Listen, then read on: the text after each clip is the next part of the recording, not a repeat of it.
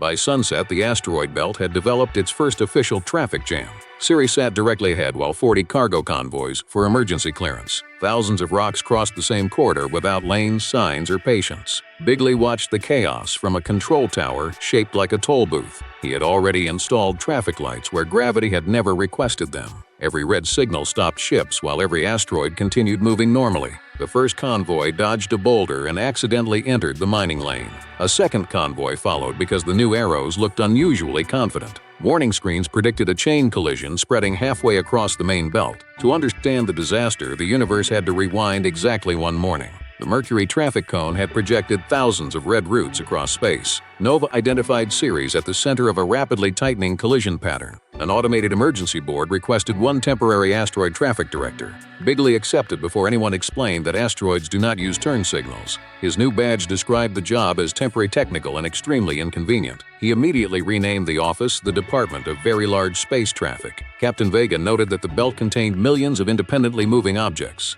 Bigley heard the word millions and imagined an equally impressive toll system. Rover pressed the confirmation panel while searching for a snack compartment. Air Force One departed Mercury carrying signs, cameras, and unnecessary optimism. Ceres appeared ahead like a gray traffic island surrounded by moving mountains. The Asteroid Belt Authority operated from a small station anchored above its surface. Director Mira Stone managed the station with maps, mathematics, and visible exhaustion. Her team tracked every cargo ship, mining tug, and dangerous rock in real time. The safest routes curved constantly because the asteroids never stopped changing position. Bigley considered curves inefficient and immediately requested straighter space lane.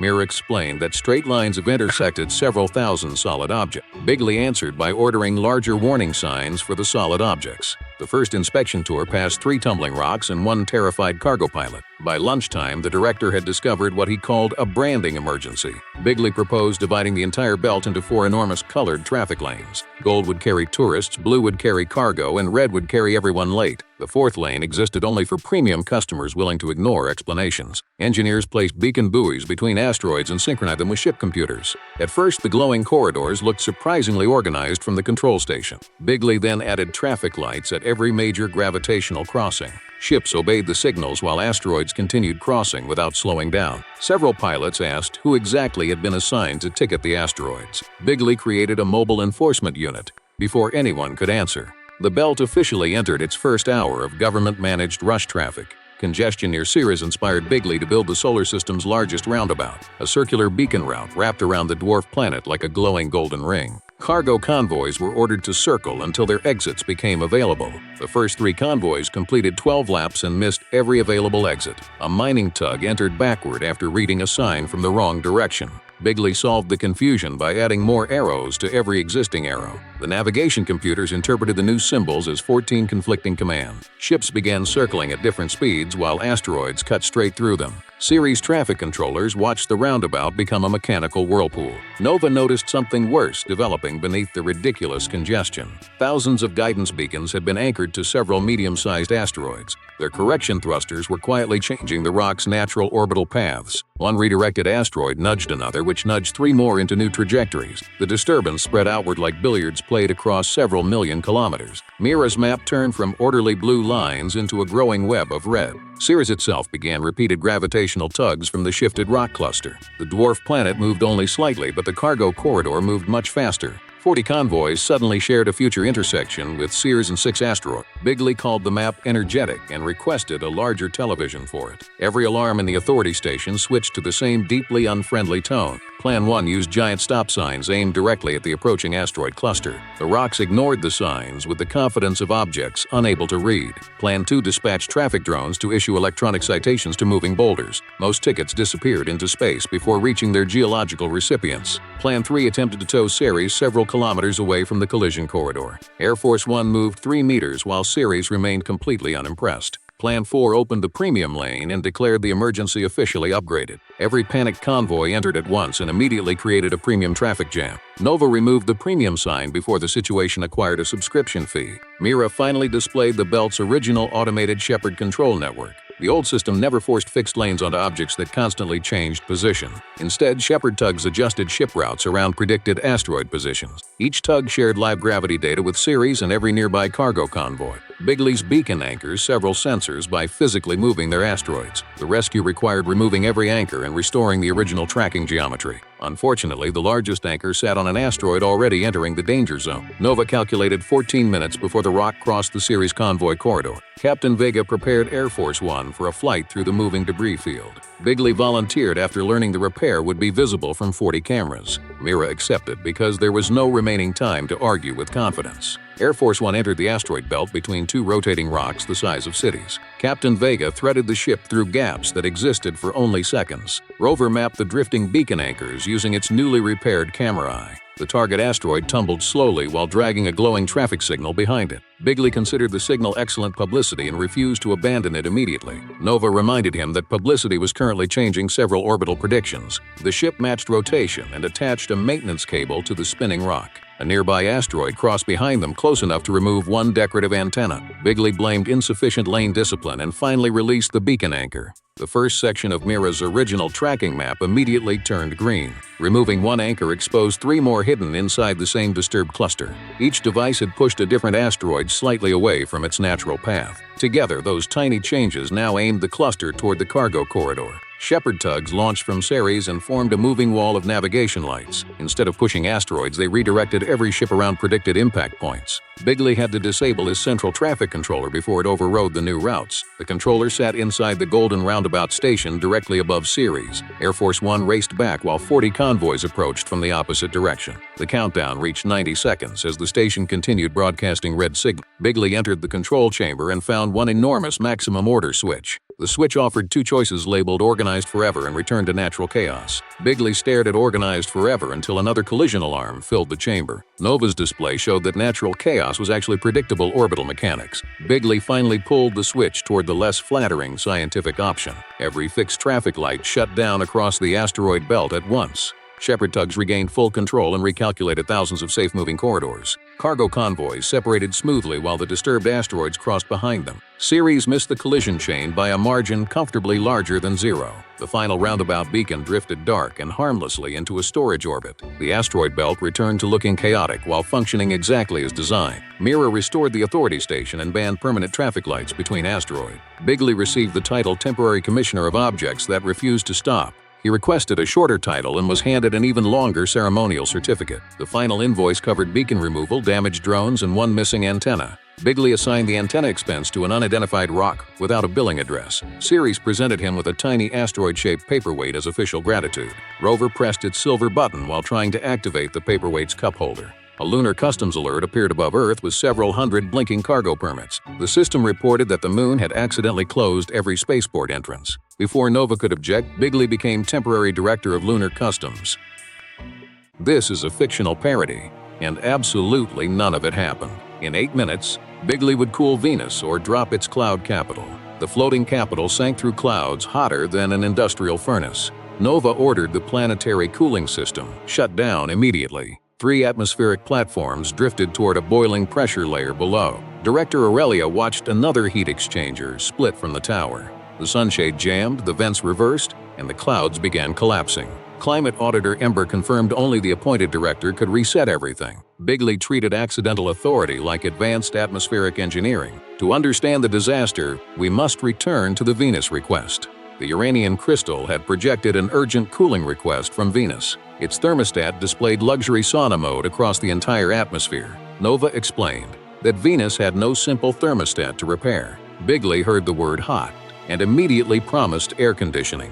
The computer appointed him temporary director of planetary climate. Captain Vega noted the rocket still disliked both heat and landing. Bigley packed 40 fans, 12 thermostats, and 1 gold snow shovel. Rover packed an ice machine. Because the button looked refreshing, Nova packed actual instruments and quietly removed 39 fans. Air Force One departed for the brightest problem in the morning sky. Venus appeared ahead beneath endless yellow-white clouds and brutal sunlight. The crew entered a floating city high above the crushing lower atmosphere. Director Aurelia welcomed the new climate director with visible concern. Aurelia explained that the city survived inside one narrow, comfortable altitude band.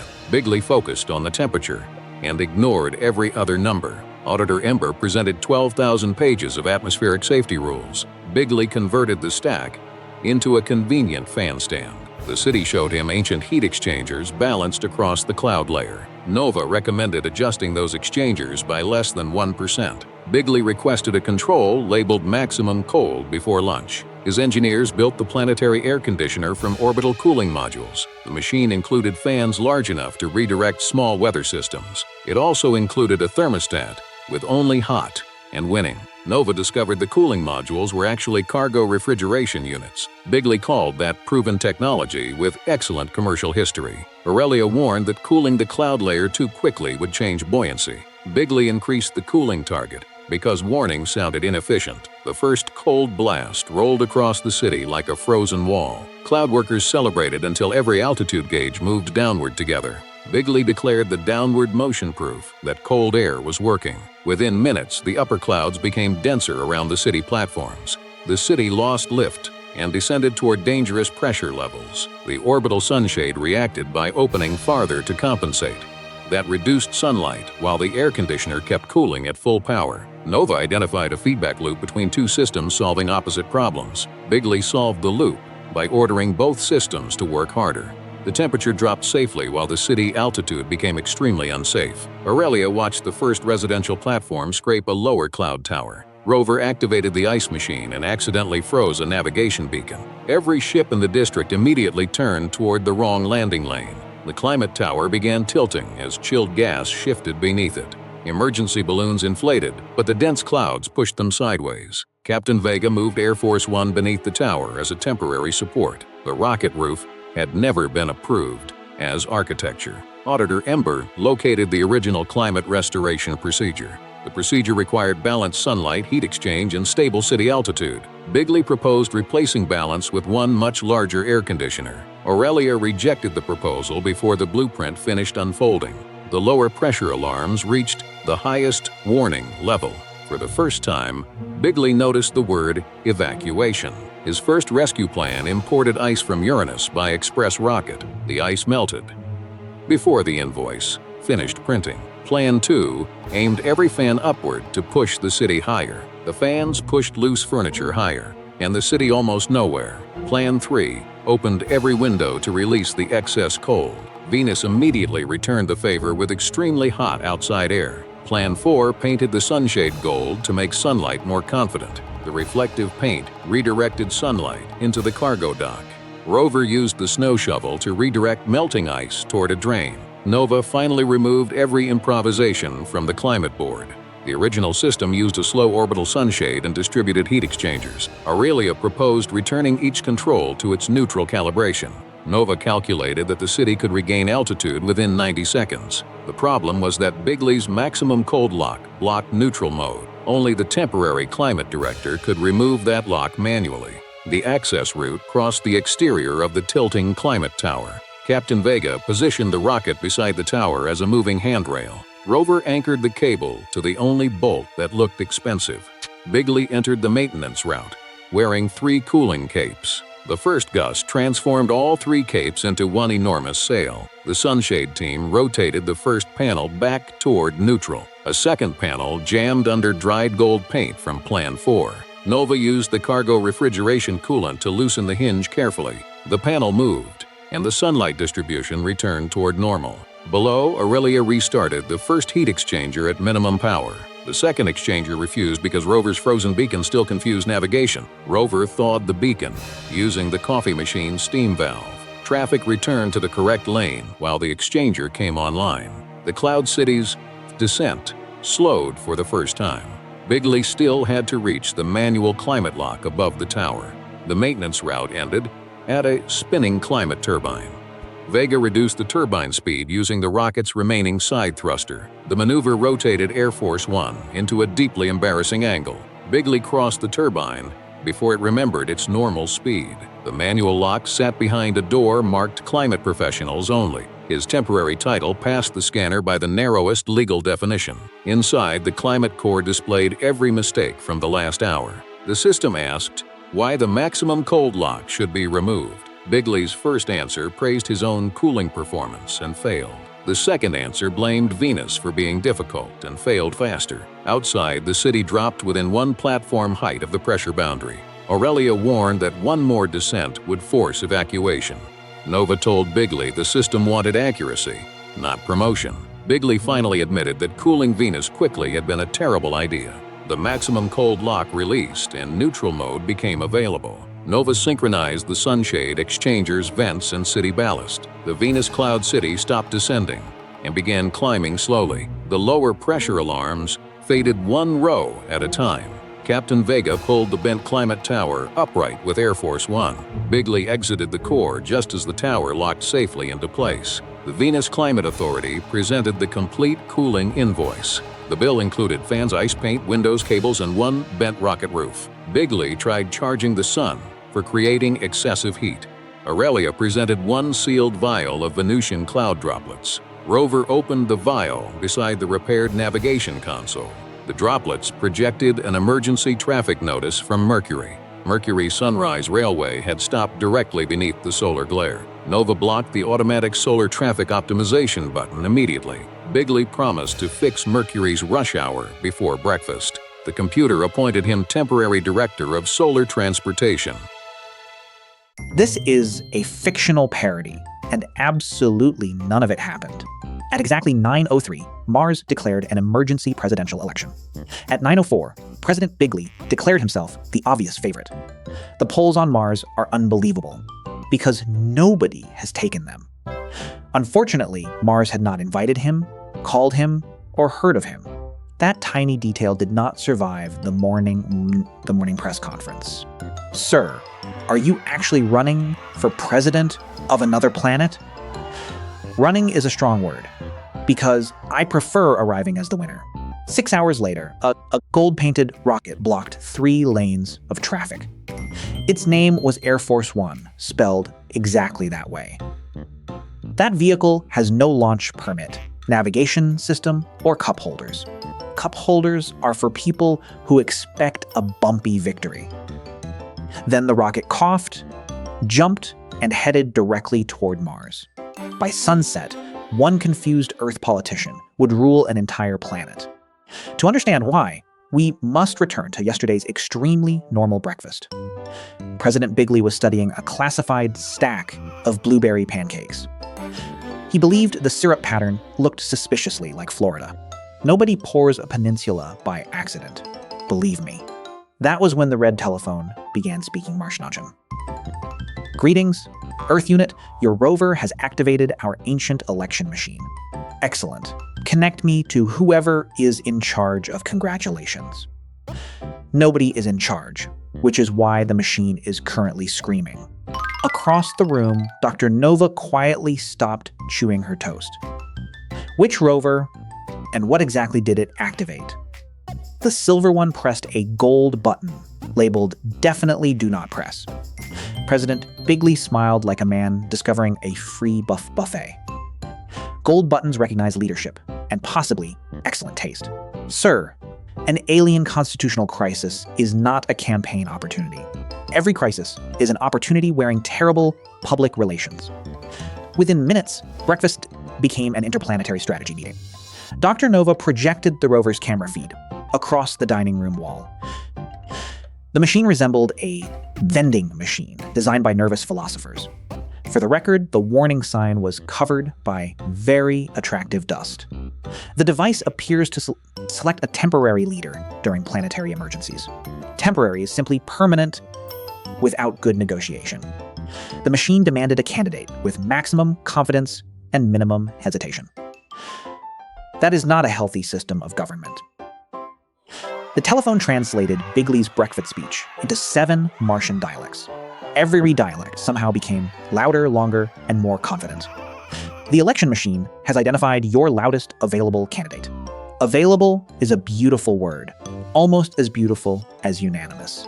You are not unanimous if nobody else knows the election exists.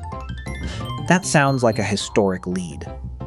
Mars gave him 24 hours to appear before the election machine. Bigley gave his staff 20 minutes to find a rocket. The nearest real spacecraft required 18 months of careful preparation.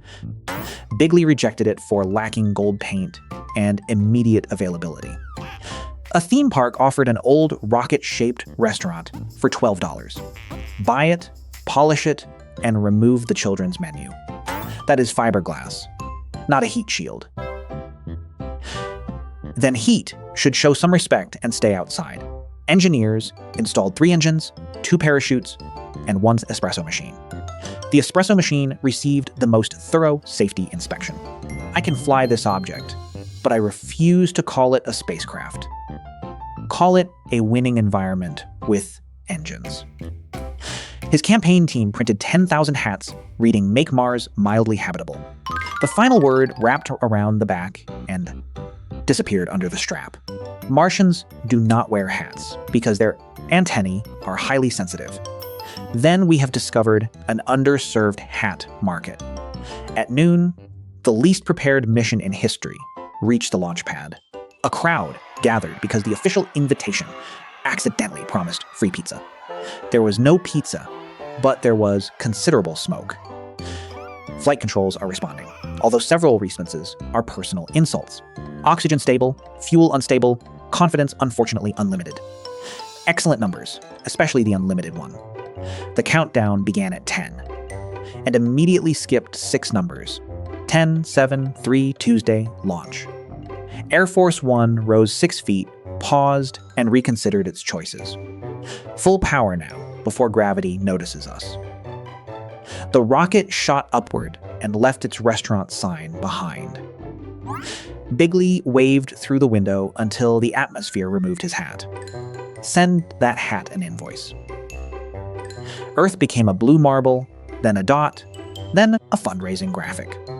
Mars arrival in 11 hours, assuming the engines remain emotionally available. Bigley leaned back and practiced his Martian acceptance speech. People of Mars, your long planetary nightmare of not knowing me is over. Please save oxygen by making that speech shorter. 11 hours later, Mars filled the windshield like a rusty tomato, beginning descent toward Civic Dome 7. The landing gear opened, except for the wheel serving as a dinner table. Use the good table, because first impressions matter. Air Force One landed sideways, but technically remained on Mars. A silent delegation of 12 Martians waited beside the crater. Look at that crowd, stretching almost to the other 12 people. The Martians were slender, green, 3-eyed, and magnificently unimpressed. Welcome, loud Earth candidate, to our quiet and exhausted civilization. Quiet civilizations love me once the microphones arrive. Clerk 7 presented 6 forms and 6 different pens. Sign each page once, twice, and never on the dotted line. Bigley signed every dotted line with his largest possible signature. The inauguration took place inside a dome shaped like a salad bowl. 500 Martians attended, mostly because the exits were temporarily locked. Raise your right hand, or whichever hand appears most legally persuasive. Both hands are extremely persuasive. Do you promise to protect Mars from dust, rocks, and unnecessary speeches? I promise 2 of those things very strongly. The election machine flashed green, coughed twice, and printed a crown. The crown was too small, so Bigley wore it on his hair.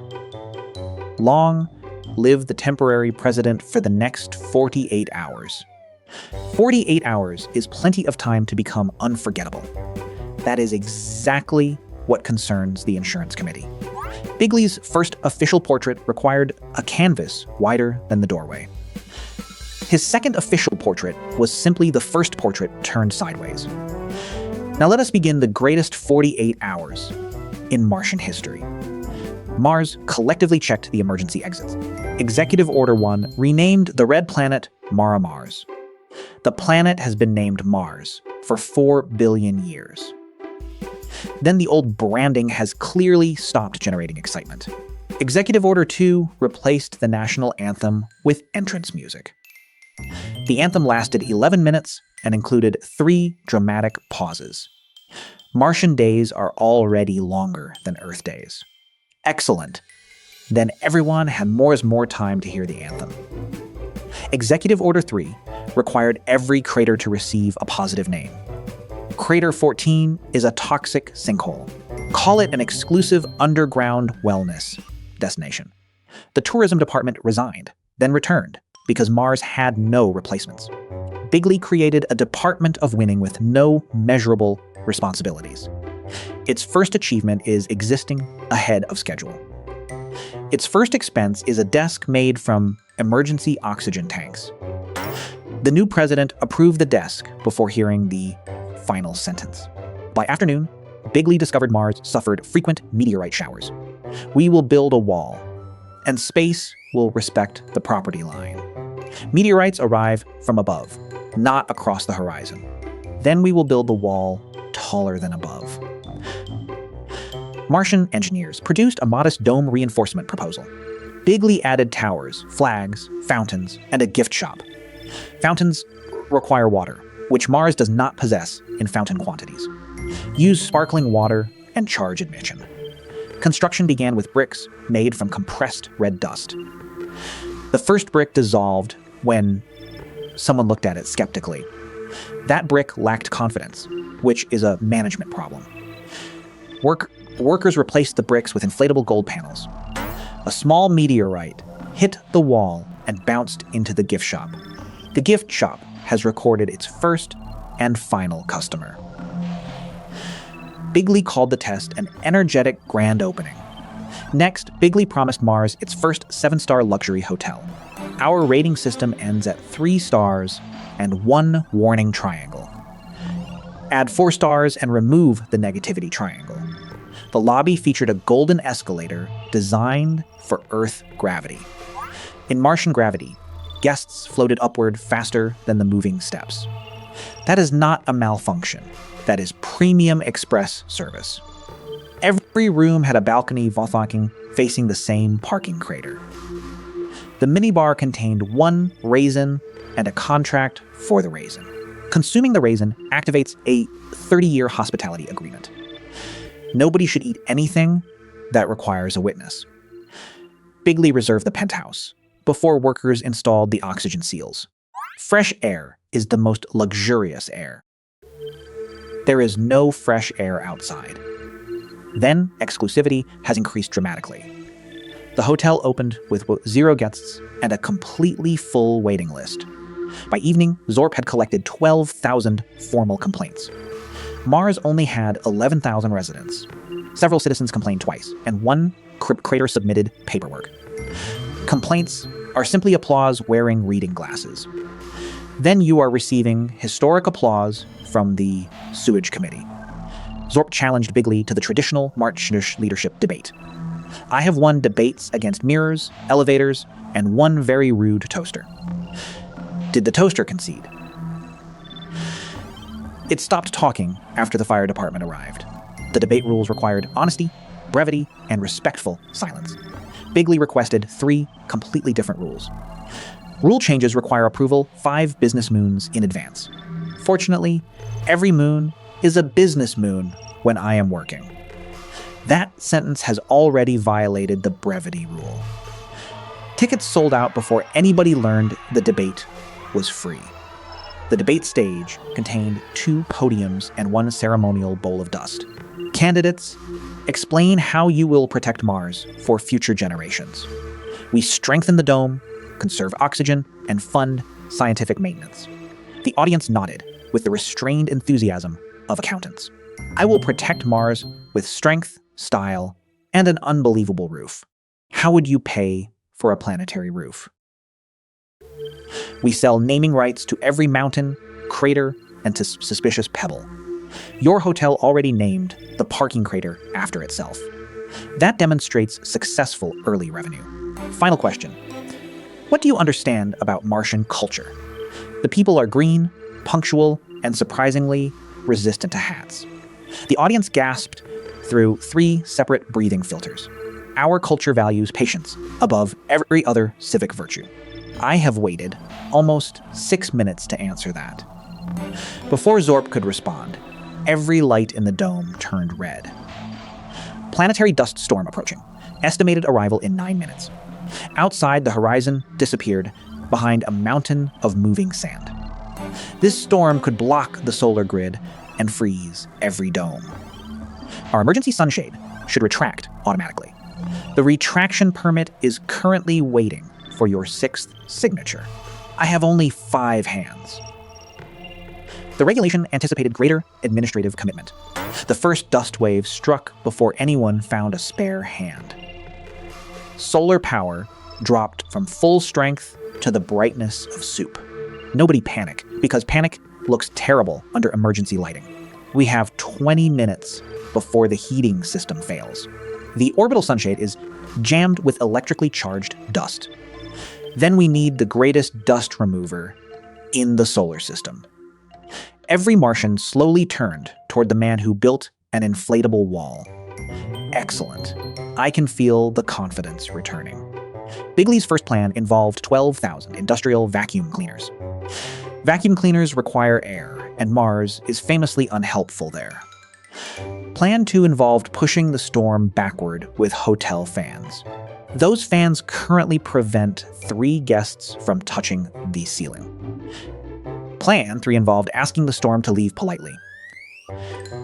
We have a very strong relationship with weather. The weather responded by stealing the podium. Plan 4 was a wall on top of the original wall. That creates a taller object for the storm to throw at us. Nays. Plan 5 was classified, mainly because nobody understood the drawing. Is that a solar reflector or a self-portrait? Great designs can accomplish 2 things. Wait, the gold coating could reflect concentrated sunlight. For the first time, the ridiculous drawing contained useful physics. I have always said, physics becomes excellent after good branding. The hotel sign is large enough to redirect sunlight onto the jammed gears. The sign weighs 60 tons and is attached to an unstable building. Unstable buildings are simply buildings prepared to move. Air Force One can lift it if we remove every unnecessary object. They removed the gift shop, the fountain, and 14 boxes of hats. Keep the hats, because this is still technically a campaign. 1 box, and it becomes emergency insulation. Martian workers detached the massive sign using 6 careful lasers. Bigley added a 7th laser, because the number looks stronger. Please stop improving the geometry. The sign swung beneath the rocket like a golden frying pan. If the cable breaks, Civic Dome 7 becomes Civic Crater 8. That sounds like a memorable expansion opportunity. Everyone quiet, because I am flying a restaurant under a billboard. Air Force One climbed directly into the red storm. Inside the storm, visibility fell to approximately 1 presidential hair. Hold the reflector steady at 37 degrees. 37 is not a powerful angle, so make it 45. 45 sends sunlight directly through the city bakery. Fine. 37 is suddenly one of my favorite angles. Captain Vega aligned the sign with a narrow beam of sunlight. The beam crossed the sky and struck the frozen sunshade gears. Temperature rising, dust charge falling, gears beginning to move. Then the 7th decorative laser weakened the sign's upper corner. Your stronger number has created a weaker billboard. Nobody remembers numbers during a successful rescue. The corner snapped, rotating the reflector away from the gears. We need 80 more seconds of light. Bigley stared at the loose sign, then at his emergency hat box. At last, campaign merchandise has found a constitutional purpose. They tied 40 antenna hats into one surprisingly strong red rope. This violates material science, fashion, and at least 4 warranties. History rarely asks permission from warranties. You are not going outside. Correct, because I am going just outside enough. In low gravity, his enormous head functioned like a determined balloon. He bounced across the sign and grabbed the broken corner. This sign is much heavier when it is saving democracy. Mars is not currently a democracy, but please continue pulling. The hat chain stretched until every slogan became one long red blur. Reflector angle 36.8 and improving. Bigley pulled once, twice, and with maximum unnecessary drama. The sunlight snapped back onto the gears for exactly 80 seconds. The sunshade opened, solar power returned, and every dome warmed. The final hat broke, dropping Bigley gently into the hotel fountain. Mars survived, although the fountain still contained absolutely no water. Bigley saved the domes with science, sunlight, and discounted merchandise. The hats were always a renewable emergency infrastructure program. You called them an underserved market yesterday. The market evolved very rapidly. The 48-hour election machine began counting approval crystals. Zorp receives 9,812 votes. President Bigley receives 1 vote and 1 hotel coupon. Who cast the one very intelligent vote? I did, because the ballot button was also gold. Bigley requested a recount, a re-recount, and a louder counting machine. The result is final, but Mars offers you a ceremonial position. Supreme Leader? Temporary Minister of Emergency Merchandise. I accept, pending a much larger office. Before departure, Clerk 7 delivered the complete rescue invoice. 1 damaged sign, 1 broken fountain, and 14,000 missing hats. Charge the storm, because it caused most of the damage. The storm has no billing address. Then it is clearly avoiding taxes. The Martians presented him with 1 red rock and no refund policy. This stone commemorates the day Mars survived your assistance. A beautiful review, and I will quote only the final word. Air Force One launched home with 1 engine and half an espresso machine. Earth arrival in 12 hours, assuming nobody renames gravity. Bigley spent the flight planning luxury crater tours from a safe distance. You lost the election by 9,811 votes. On another planet that could be considered extremely close. Back on Mars, Zorp quietly banned all unattended gold buttons. The universe, however, had already mailed Bigley another invitation. 3 days later, the red Mars rock began vibrating on Bigley's desk. Either this is alien technology, or the desk needs confidence. The signal is coming from beneath Jupiter's clouds. Jupiter is enormous, which suggests excellent audience numbers. The message contained coordinates, a crown, and 1 extremely large invoice. Earth candidate, please do not press anything gold near Jupiter. Good advice, because silver looks more presidential this week. Dr. Nova lunged across the office, but the button was already blinking. Congratulations. You have registered for the Jupiter Royal Tournament. Royal is excellent, and tournament sounds like winning with paperwork. Somewhere inside Jupiter, 1,000 alien trumpets began warming up. President Bigley had survived Mars, but Jupiter had rules of its own. Subscribe to Trumpverse Tales for the next completely fictional disaster.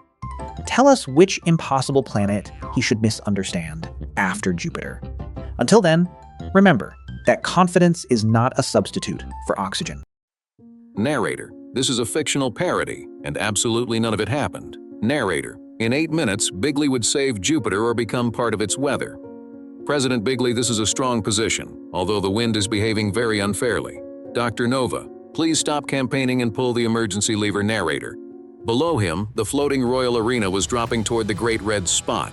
Queen Nimbus Nikes, another mile lower, and the tournament becomes archaeology. Narrator, the crown was missing, the engines were failing, and 1,000 trumpets disagreed. Prince Volt, the storm engine requires 1 honest command from the registered champion. President Bigley, excellent, because honesty is one of my strongest emergency options. Narrator, to understand this crisis, we must return to the silver button. Narrator, the button had registered Bigley for Jupiter's royal tournament without permission. President Bigley, royal means crown, and tournament means the crown needs a winner. Dr. Nova, it also means 5 trials, strict rules, and an enormous entry fee. Narrator, cancellation required the signatures of 7 moons and 1 unavailable comet. President Bigley, that is excessive paperwork for a decision this excellent. Captain Vega, Air Force One is missing an engine, a door, and half its espresso machine. Zorp, Jupiter has more rules than Mars and several are electrically enforced.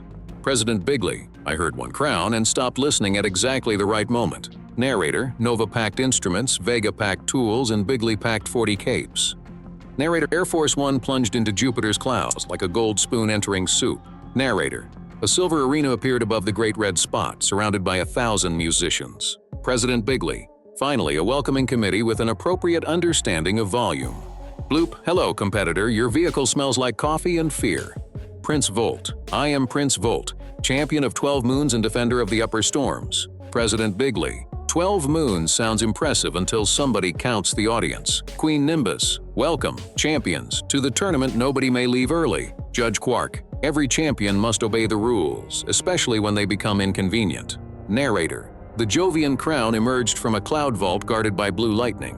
President Bigley, the crown is slightly modest, but enlargement can follow victory. Narrator, Rover pressed a vending button, released royal crystals, and accidentally paid the fee. Judge Quark, Trial 1 requires one modest, controlled note on the trumpet of humility. Narrator, Prince Volt played a perfect note that folded the clouds into a circle. Bloop, I have never played a trumpet, although I accidentally swallowed two. Narrator, Bloop produced one small squeak that the judges considered emotionally responsible. President Bigley, humility deserves a much larger entrance than this. Narrator, his voice rolled across 7 cloud layers and startled a distant moon.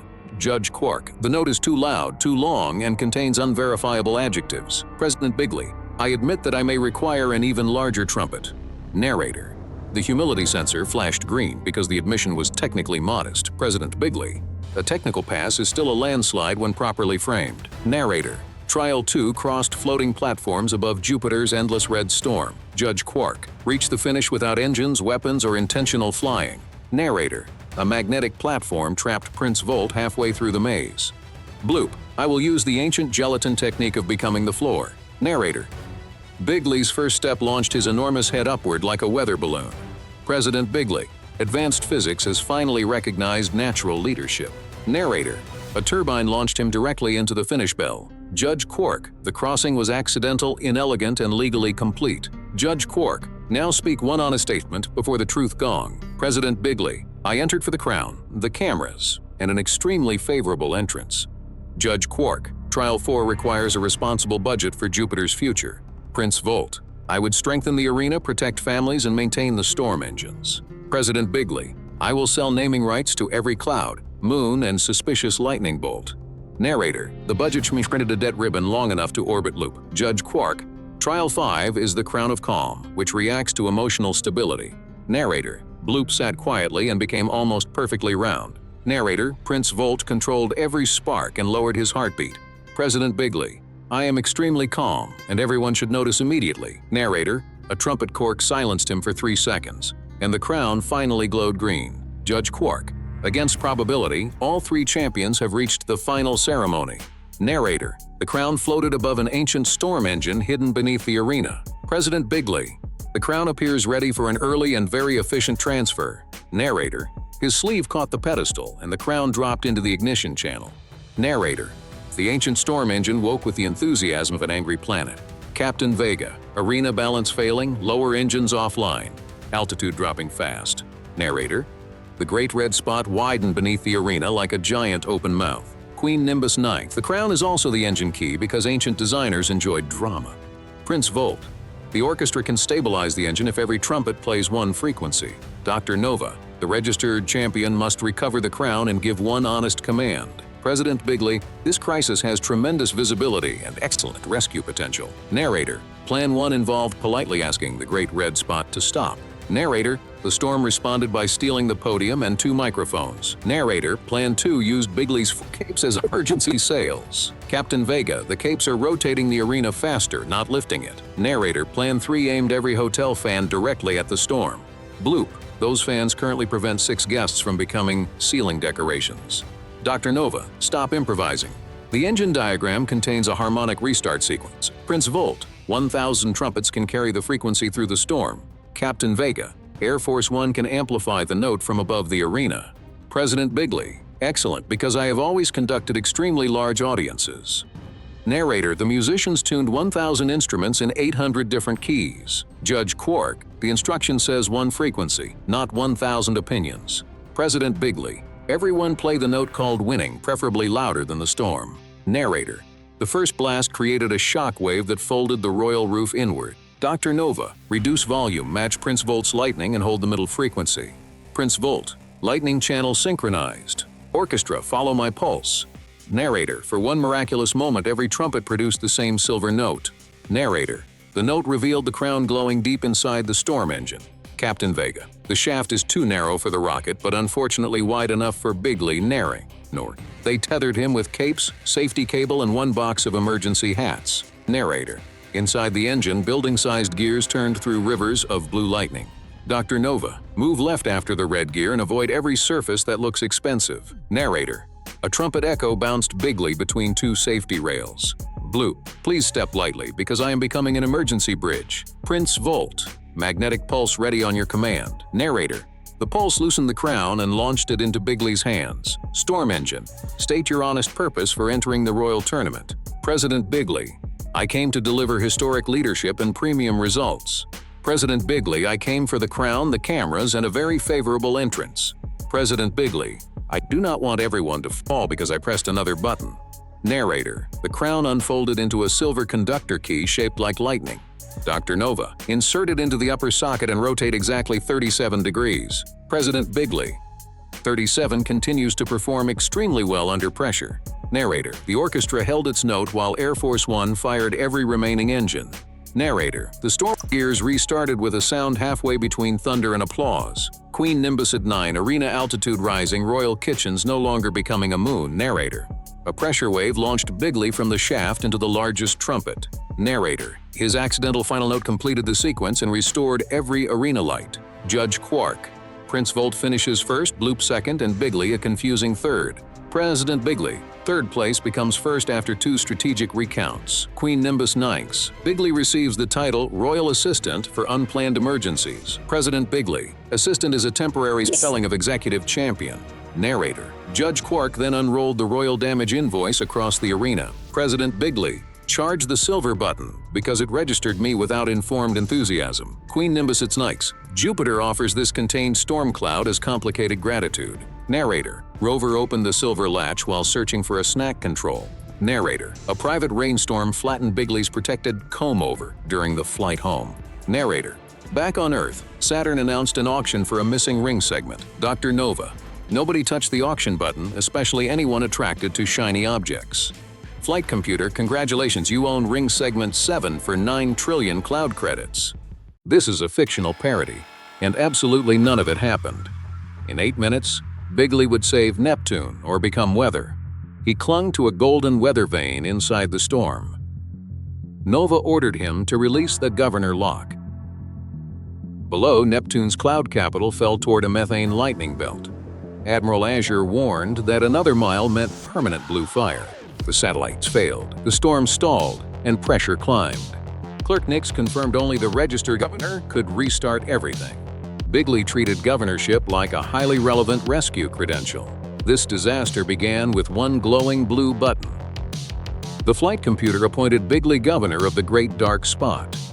He interpreted governor as owner of Neptune's largest weather system.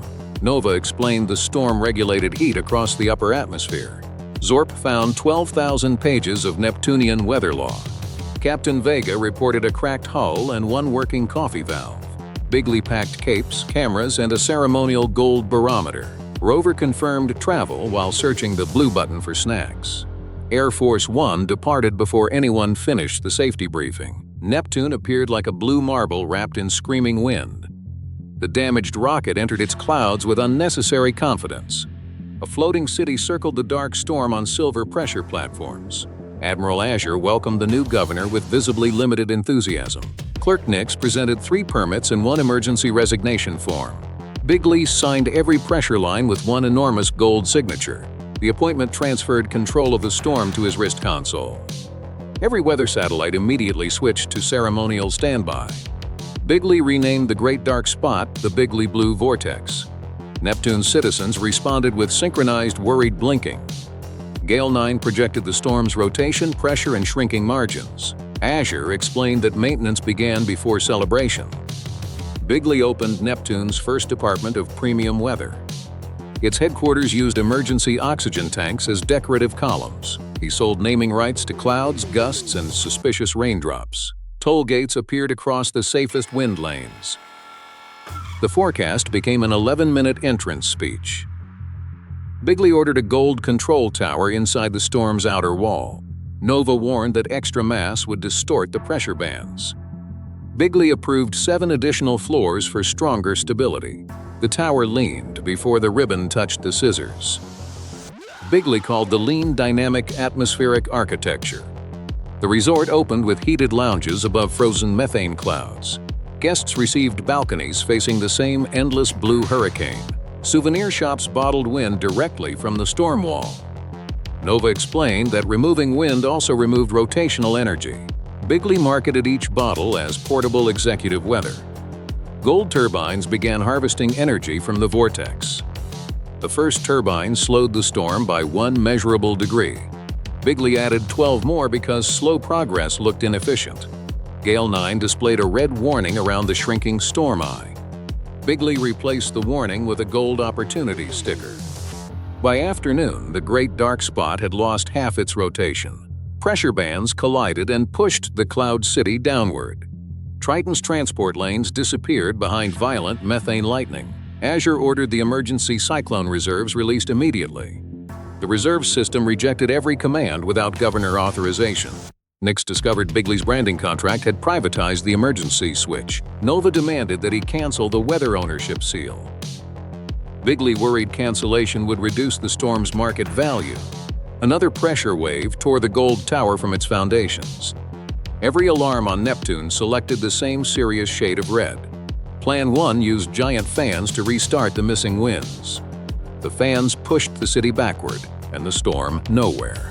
Plan 2 turned Bigley's capes into emergency pressure sails. The capes spun the city like a decorative blue plate. Plan 3 sent a formal eviction notice to the lightning belt. The lightning signed nothing and removed the podium. Plan 4 built a gold wall around the storm. The wall became Neptune's fastest uncontrolled weather projectile. Nova found an ancient restart diagram beneath the ruined tower. Bigley declared the discovery a successful 5th plan. The diagram revealed the storm as Neptune's upper atmosphere heat valve. Without rotation, trapped heat would ignite the methane bands. Ancient Shepherd satellites could rebuild the vortex within minutes. Bigley's private weather network had locked every satellite. Nix located the master unlock inside the storm's central pressure eye. Azure offered synchronized wind harps to stabilize the outer bands. Vega positioned Air Force One above the falling city. Nova converted the gold barometer into a pressure conductor mast. Bigley requested spotlights before accepting the rescue assignment. Neptune dropped another mile while the cameras found focus. Thousands of wind harps tuned across the cloud platforms. Bigley conducted them with a baton longer than the rocket. The first note folded 3 weather towers sideways. Nova reduced the volume and matched Neptune's natural frequency. Azure synchronized the satellites with controlled methane lightning. One clear blue pressure wave circled the entire planet. The wave revealed the locked storm core beneath the vortex.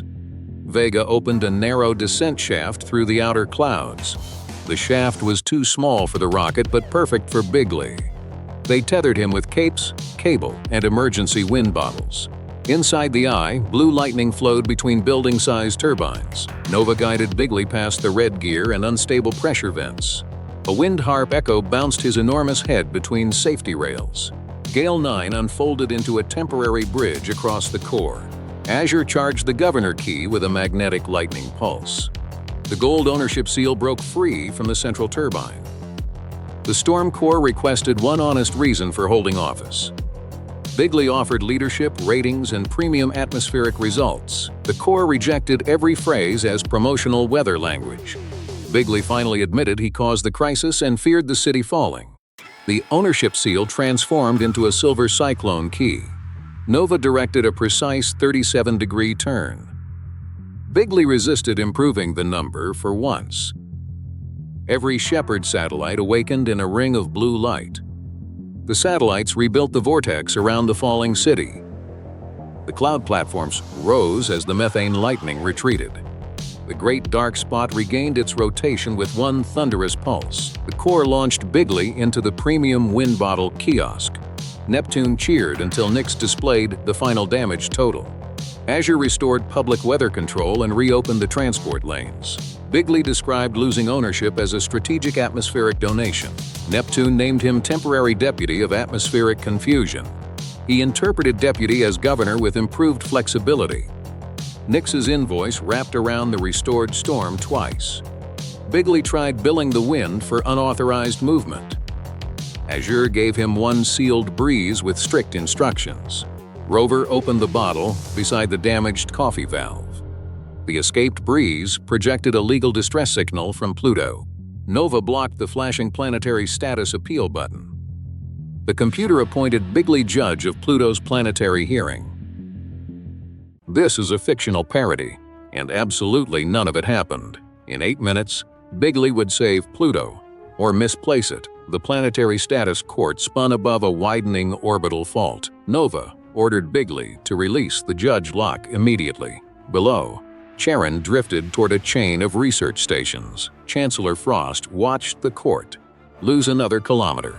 The status engine stalled, the beacons reversed, and gravity complained. Registrar Pebble confirmed only the appointed judge could restart everything. Bigley treated accidental authority like an excellent emergency qualification. To understand the crisis, we must return to Pluto's appeal. The escaped Neptunian breeze had carried Pluto's legal distress signal. Its appeal challenged the solar system's most famous classification decision. Rover pressed the flashing button while searching for snacks. The computer appointed Bigley chief judge before Nova could object. Bigley immediately imagined robes, cameras, and a much larger gavel. Nova explained that planetary status required evidence, not branding. Zorp warned that outer system law punished theatrical interference severely. Bigley heard the word judge and stopped listening responsibly. Vega repaired the rocket while the court sent 12 urgent reminders. Air Force One headed outward, carrying one judge and no restraint. Pluto appeared beneath a courthouse carved from nitrogen ice. Charon hovered nearby like a skeptical witness waiting outside. Chancellor Frost welcomed the judge with visibly limited optimism. Advocate Chara arrived carrying 6 centuries of orbital research. Registrar Pebble presented rules longer than Pluto's daylight cycle. The first rule prohibited promotions during scientific testimony. The second rule prohibited changing any moon's orbit for emphasis. Bigley requested permission to improve both rules aesthetically. The ancient status engine opened beneath the central courtroom. Its verdict would update every navigation chart in the solar system. Frost began with Pluto's spherical shape and solar orbit. Chara added geology, glaciers, mountains, and a living atmosphere. Nova confirmed that Pluto was complex, dynamic, and scientifically important. The opposing file emphasized Pluto's crowded orbital neighborhood. Bigley noticed the word crowded and proposed premium zoning. Frost reminded him that classification was not real estate. Bigley proposed a new category called tremendous planet. The status engine rejected the phrase as scientifically decorative. Rover discovered a silver button labeled provisional classification. Nobody reached the rover before the button confirmed itself. Pluto instantly received a temporary premium planet badge. Every outer system world immediately filed for the same upgrade. Charon applied as a luxury companion planet with excellent views. Bigley approved Charon before anyone finished reading the application. The engine assigned both worlds the same orbital priority. Navigation beacons began pulling each body toward the center line. Bigley launched premium status stickers across the courtroom. The stickers covered warning lights, maps, and one emergency exit. Chara noticed Charon's orbital marker shifting dangerously inward. The courthouse tilted as the binary orbit lost balance. The premium badge had activated ceremonial gravity beacons. Those beacons treated every approved world as the orbital center. Pluto's research stations began sliding across the icy plain. Charon's transport ring twisted toward the widening fault. Vega calculated a collision window of 23 minutes. Frost demanded immediate cancellation of both provisional badges. The engine refused because the judge had approved premium ownership. Bigley insisted the crisis merely proved strong market demand. Nova replaced his chart with the actual collision simulation. Every courtroom seat quietly rotated toward the appointed judge. Bigley's first ruling added a larger badge, as counterweight. The larger badge pulled Pluto farther from its safe path. His second ruling renamed Charon the official parking moon. Charon responded by drifting directly through the parking lane. His third ruling moved the courthouse instead of the worlds. The court moved 6 meters and lost its northern staircase. His fourth ruling ordered both worlds to orbit the judge. The engine rejected Bigley as insufficiently massive for governance. Nova finally found a neutral science mode beneath the gold stickers. The switch required one evidence-based verdict from the judge. Nova rebuilt the case using only measurable planetary facts. Pluto was round because its own gravity shaped it. It orbited the sun across a long, tilted path. It shared that neighborhood with many similar icy bodies. Chara demonstrated that scientific value did not depend on rank. Frost showed that a precise label improved every navigation chart. Pebble removed 47 promotional exhibits from the evidence table. Bigley stared at the smaller title, like a personal insult. Then he noticed the entire court, waiting for honesty. The neutral switch opened a narrow path into the engine. Bigley entered the engine, carrying the original appeal file. Millions of labels rotated around a frozen central core. Nova guided him past the obsolete honorary planet chamber. The rover opened a maintenance hatch by pressing the brightest button. The appeal file transformed into a silver verdict key. The core asked whether a title could change physical reality. Bigley first claimed branding improved gravity under pressure. He next argued that popularity should count as orbital clearance. Outside, Pluto and Charon crossed the final warning line. Bigley finally admitted that names could not negotiate with gravity. The verdict key unlocked neutral classification mode. The premium badges detached from both worlds simultaneously. Orbit drone P9 restored the original beacon sequence. Vega fired Air Force One's remaining side thrusters. Chara synchronized Charon's transport ring with Pluto's motion. Frost anchored the courthouse with 3 emergency ice cables. Bigley turned the key exactly 37 degrees. The classification engine restarted with a dignified mechanical cough. Pluto and Charon returned to their stable shared dance. The courthouse settled safely above Pluto's heart-shaped plane. The court reconvened with every promotional sticker removed. Bigley ruled that Pluto remained a scientifically important dwarf planet. He added that smaller classifications could still describe remarkable worlds. The engine accepted the ruling without smoke or litigation. Navigation charts across the solar system updated correctly. Chara received custody of the original premium badge as evidence. Frost granted Pluto the title Founding World of the Outer Court. Bigley received the title Temporary Arbiter of Small Worlds. He interpreted temporary as a spelling problem for later.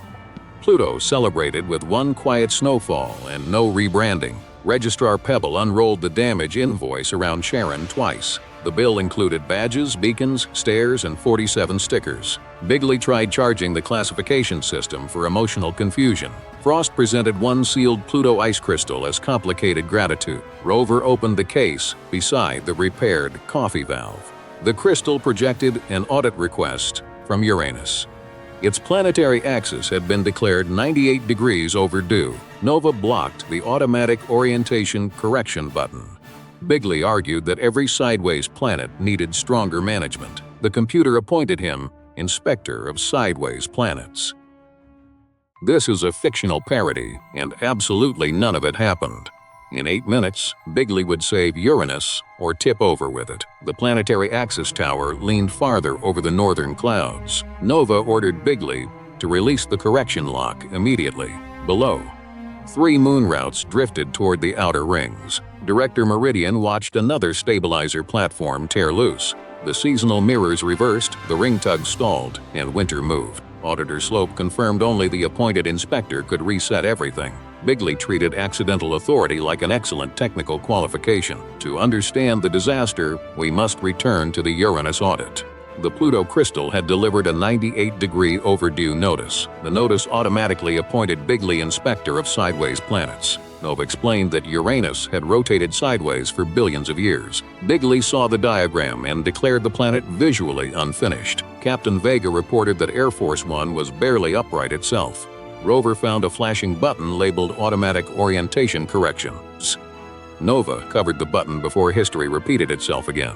Bigley packed measuring tapes, gold arrows, and 40 spirit levels. Zorp transmitted one warning about planets that preferred being left alone. Air Force One departed carrying the solar system's least qualified inspector. Uranus appeared ahead like a pale blue world resting sideways. Bigley called the tilt a management issue with excellent visibility. Director Meridian welcomed the inspector to the axial balance station. Auditor Slope presented 9,000 years of perfectly stable reports. The planet's rings, moons, and seasons all matched its unusual tilt. Bigley placed a gold upright arrow over the scientific display. Meridian quietly moved the emergency manual closer to Nova. The audit required observation, measurement, and absolutely no planet moving. Rover accidentally approved a provisional correction permit. Bigley announced the first planetary straightening project in history. His engineers proposed harmless sensors and a longer observation period. Bigley replaced the sensors with 4 enormous orbital tow engines. Nova warned that no machine could simply rotate an entire planet. Bigley reduced the problem by drawing Uranus much smaller. Meridian explained that the seasonal mirrors were not steering controls. Bigley renamed them executive direction panels and ordered activation. The first mirror turned toward the wrong hemisphere. The second mirror illuminated an empty ring maintenance depot. The third mirror reflected Bigley's face across half the planet. The fourth mirror melted its own ceremonial ribbon. Construction began on a machine called the Planet Straightener. Each engine carried a level, a camera, and 3 unnecessary flags. Captain Vega synchronized the engines at minimum safe power. Bigley immediately moved every throttle to maximum confidence. The engines failed to move Uranus by even one meaningful atom. Instead, they dragged the axial balance station around the planet. Bigley declared the rotating station proof that progress had begun.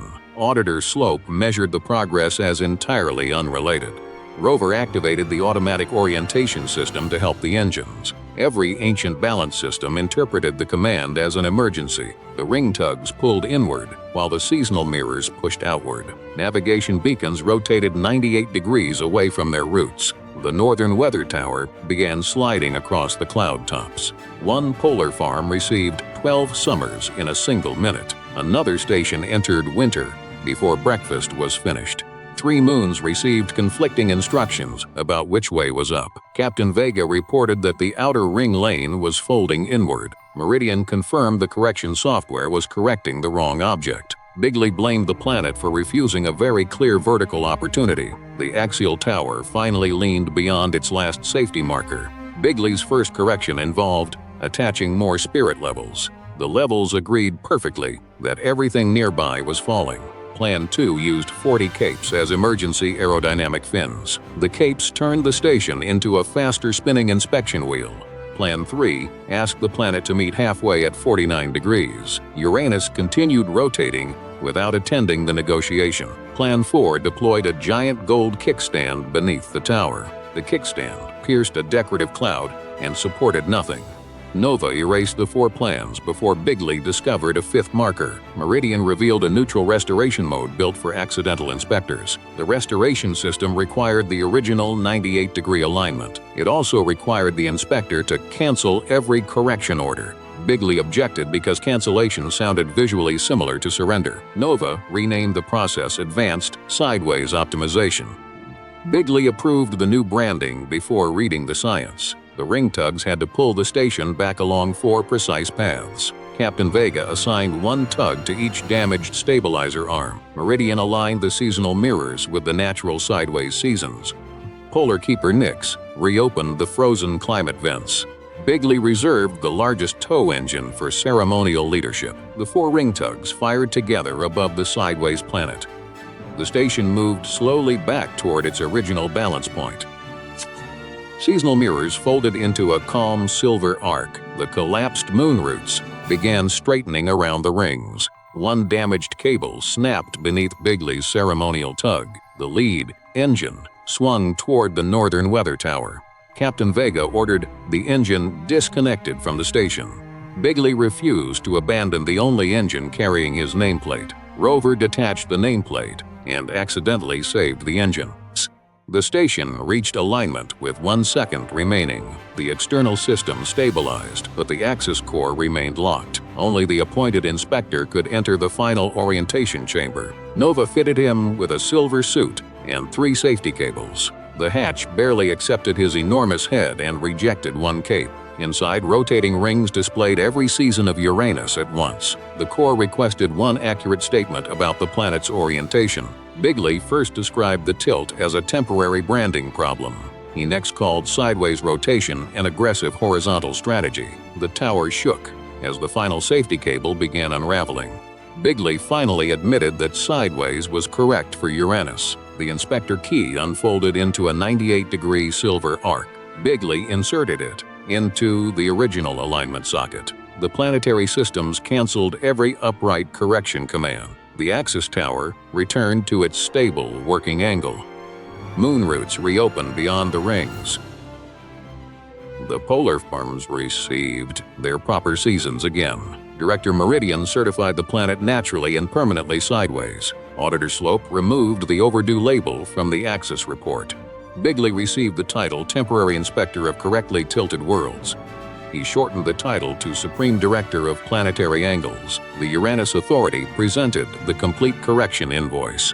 The bill included mirrors, tugs, capes, cables, and 1 melted ribbon. Bigley tried charging the planet for resisting improvement. Meridian presented 1 sealed sample of sideways cloud ice. Rover opened the case beside the repaired coffee valve. The crystal projected an emergency cooling request from Venus. Its atmospheric thermostat had been set to luxury sauna mode. Nova blocked the automatic planetary air conditioning button. Bigley promised to make Venus comfortable before lunch.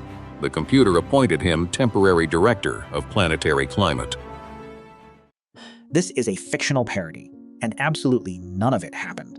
In 8 minutes, Bigley would save Saturn or join its rings. Bigley called it a premium orbit and blamed gravity. Dr. Nova ordered him to release the ownership lock. Below, the widening gap threatened 3 inhabited moons. Lady Halo warned that 1 more kilometer meant extinction. The drones failed, the segment fell, and costs climbed. Archon Loop explained that only the owner could unlock the system. Bigley treated ownership like an emergency qualification. This disaster began with a 9 trillion credit button. The flight computer announced that Bigley owned Ring Segment 7. He decided 9 trillion was reasonable for something enormous. Dr. Nova reminded him he had bought structural ice. Auctioneer Hex declared the sale final and deeply non-refundable. Zorp found 9,000 clauses in Saturnian ownership law. Captain Vega reported 2 missing doors and little fuel. Bigley packed the deed, cameras, and every orbital cape. Rover confirmed shipping while searching for snacks. The segment arrived and erased the parking lot. Air Force One towed history's costliest ice cube. Saturn appeared, wearing rings brighter than every crown. Bigley admired a planet that truly understood accessories. Lady Halo welcomed the registered owner to the Ring Authority. Archon Loop revealed that Segment 7 stabilized the Shepard orbit. Auctioneer Hex demanded signatures across every dimension. Bigley signed every dimension with 1 gold signature. Ownership transferred, and every Shepard drone stopped. Bigley immediately renamed it Bigley Ring 7. The audience answered with contract-reading silence. Lady Halo ended the ceremony and began the maintenance briefing. The deed required mass balance, temperature control, and inspection. Bigley heard maintenance and imagined premium toll opportunities. Lady Halo noted that Saturn's rings had always been free. Bigley interpreted free access as disappointing revenue. His architects proposed a luxury hotel on frozen debris. Dr. Nova explained that gravity held the water ice together. Bigley ordered heaters because luxury should never feel cold. Archon Loop warned that heating would alter the orbit. Bigley approved 12 heaters before Loop finished. 1 melted droplet shifted the segment 3 meters. The resort opened before walls, oxygen, or orbit. Its red carpet slid continuously toward open space. Bigley marketed the sliding carpet as express checkout. Every balcony faced the same enormous emptiness. He called empty space exclusive because nobody could build there. The souvenir shop chipped products from the property. Dr. Nova revealed that the souvenirs supported the hotel. Bigley rebranded structural material as premium merchandise. Drone S7 warned that the segment had lost stable mass. The ring gap widened another 40 kilometers. Archon Loop revealed Segment 7 was Saturn's counterweight. Bigley's ownership seal disabled the Shepard network. Lady Halo offered to restart the drones after a full return. Bigley rejected the return as catastrophically negative accounting. Atmospheric drag pulled the heated segment lower. Dr. Nova traced the collision path across Enceladus and transport lanes. Captain Vega calculated impact in 22 minutes. Bigley attempted to negotiate directly with gravity. Gravity ignored him and kept pulling downward. Every Saturn alarm switched to Sirius red. Segment 7 cracked and spun like an expensive plate. Moon residents evacuated while hotel guests demanded refunds. Auctioneer Hex added a moon, 3 lanes, and depreciation. Bigley tried assigning the damage to the previous owner. Lady Halo reminded him he was Saturn's first private ring owner. Dr. Nova discovered an ancient resonance engine inside the core. Archon Loop said it could restore orbit after public authorization. Lady Halo explained that authorization required surrendering ownership. Bigley countered with a 99,000-year renewable lease. The Shepard system rejected every temporary ownership arrangement. Plan 1 used pancake syrup as orbital adhesive. The frozen syrup shattered and created 4 new cracks. Plan 2 attached Air Force 1 to the segment. Captain Vega reported that the segment was towing the rocket. Plan 3 asked Saturn to rotate more slowly. Saturn continued rotating without visible concern. Plan 4 sold the segment as luxury squares. Lady Halo rejected solving fragmentation by selling more fragments. Dr. Nova repurposed the giant deed as a solar magnetic sail. Bigley celebrated paperwork, finally becoming useful. Workers unfolded the deed across half the hotel. Bigley's signatures became reflective solar panels. Drone S7 connected the anchors, but the public network stayed locked.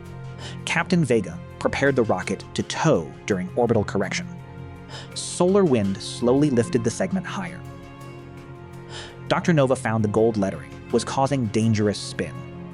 Archon Loop calculated an exact 37-degree sail angle.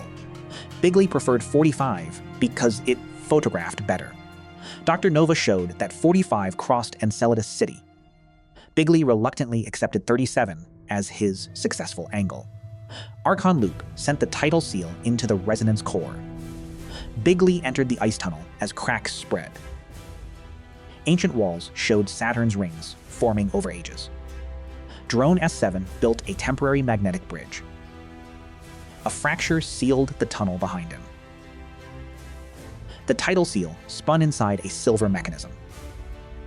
The resonance engine demanded Bigley's honest purpose. He admitted buying the segment for revenue and room rates. He also wanted cameras and the largest accessory in space. Finally, he refused to endanger 3 moons for an ice cube. The tidal seal unfolded into a Shepard key. Dr. Nova guided the key through a 37-degree turn. Bigley agreed not to improve the number this time. Every Shepard drone restarted, forming a magnetic corridor. Segment 7 returned with one enormous icy click. Lady Halo confirmed stability, reopened traffic, and postponed extinction. The core launched Bigley into the souvenir booth. The crowd cheered until Hex revealed the damages. Lady Halo returned the ring to Saturn and left Bigley with nothing. Bigley rebranded the loss as a strategic donation. Saturn named him temporary keeper of lost property. Bigley interpreted keeper as owner with better publicity. Hex's invoice circled the restored ring twice. Bigley tried billing Saturn for receiving its own property. Lady Halo gave him 1 ice cube with strict warnings. Rover placed it beside the broken espresso machine. The ice melted and projected a signal from Neptune. The flight computer received Neptune's request for a storm governor. Dr. Nova blocked the blue button from former owners. The button registered Bigley as governor of Neptune's largest storm. This is a fictional parody, and absolutely none of it happened. In 8 minutes, Bigley would save Mercury or roast its traffic. A silver transit train raced toward the planet's blazing daylight side. Nova watched its heat shield climb past every safe temperature. 3 passenger pods followed because the emergency switch remained locked. Director Helia saw the shadow line slipping behind the runaway convoy. Solar mirrors drifted, warning beacons flashed, and rails began glowing orange. Transit Marshal Flux confirmed only the appointed director could reverse everything. Bigley treated planetary transportation like an unusually hot campaign motorcade. To understand the crisis, we must return to Mercury's request. The Venus Climate Terminal forwarded an urgent transport message from Mercury. Its map showed every safe route crowded along one moving shadow. Nova explained that Mercury's sunlight could melt ordinary transit equipment. Bigley saw slow traffic and diagnosed a severe shortage of express lanes. The computer appointed him temporary director of solar transportation immediately. Captain Vega noted that Air Force One still feared direct sunlight. Bigley packed traffic cones, gold signs, and 12 ceremonial toll booths. Rover packed reflective tape after mistaking it for emergency snacks. Nova packed thermal sensors and quietly removed 11 toll booths. Air Force One departed for the closest planet to the Sun.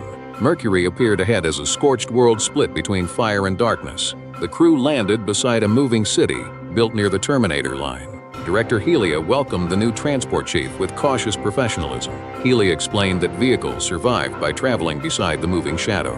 Bigley focused on the speed limits and ignored the temperature charts. Marshal Flux presented centuries of carefully timed solar transit schedules. Bigley used the schedule board as a backdrop for transportation photographs. The city demonstrated shadow trains synchronized with Mercury's slow rotation. Nova recommended adjusting departures by less than 30 seconds. Bigley requested a route labeled maximum speed before the next sunrise. His engineers designed a straight highway directly across Mercury's daylight side. The route used reflective pavement, cooling towers, and enormous gold lane markers. Helia warned that the surface temperature would overwhelm every cooling tower. Bigley added larger cooling towers because warnings sounded commercially pessimistic. The first Solar Express convoy entered the bright side before noon.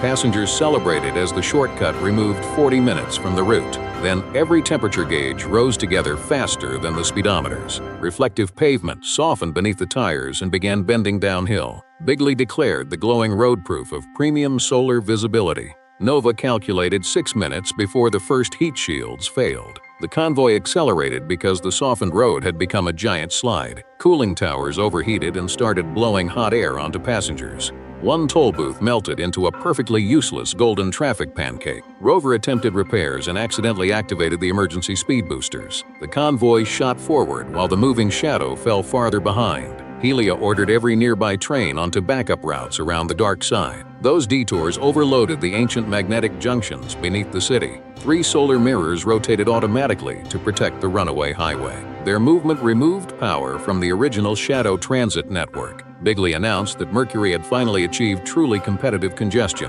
Without mirror power, the moving city began losing its cooling reserve. Shadow trains stalled exactly where daylight would arrive minutes later. Flux calculated that 11,000 passengers needed immediate rerouting. Nova discovered Bigley's express override controlled every major junction remotely. The override refused safe routes because they were labeled insufficiently fast. Helia watched the Dawn Line approach the stranded Central Station. Air Force One could tow 1 train, but not the entire network. The runaway convoy entered a canyon where reflective pavement abruptly ended. Bigley finally noticed that transportation problems could involve actual destinations. Mercury's emergency board gave him 20 minutes to fix everything. Bigley's first rescue plan covered the trains with giant beach umbrellas. Solar wind removed the umbrellas before they covered a single carriage. His second plan involved spraying the highway with imported Venus clouds. The clouds vanished instantly and left the road slightly more expensive. His third plan reversed every speed limit sign across the network.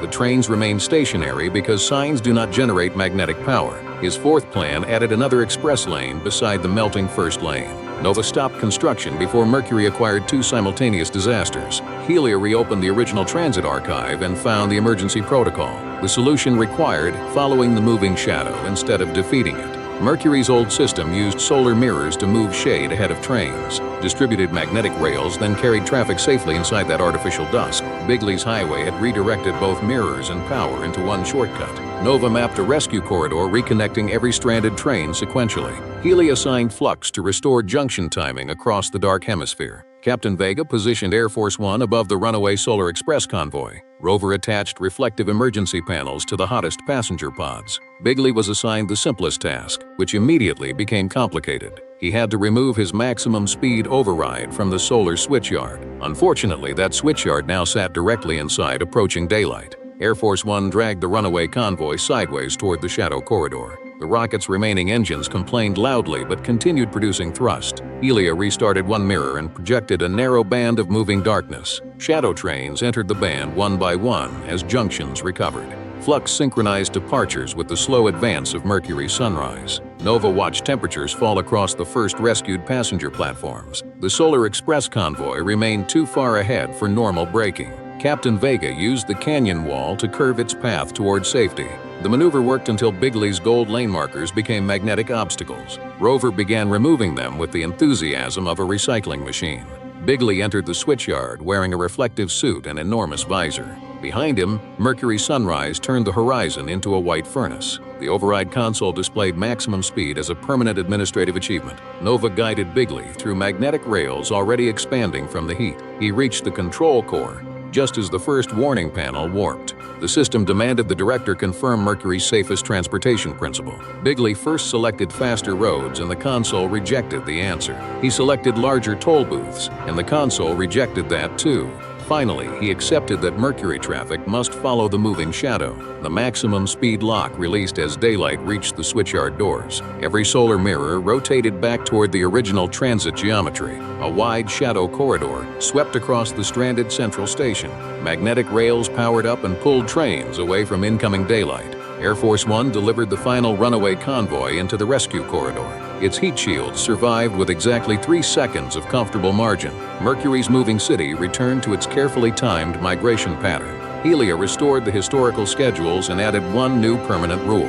All future express lanes required approval from someone who understood sunlight. Bigley received the title Temporary Commissioner of Sensible Speeds. He immediately requested a faster title ceremony and was politely ignored. Flux delivered an invoice covering melted pavement mirrors and emergency umbrellas. Bigley assigned most expenses to excessive solar brightness and unfortunate geography. Helia presented him with one heat-proof traffic cone as ceremonial gratitude. Rover pressed its reflective button while searching for a cup holder. The cone projected a three-dimensional traffic map beyond Mars and Jupiter. Thousands of asteroid routes blinked red across the crowded main belt. Nova identified a collision warning involving Ceres and 40 cargo convoys. The system requested an emergency director for asteroid traffic coordination. Bigley admired the enormous number of lanes before reading any instructions. The computer appointed him temporary director of the Asteroid Belt Authority.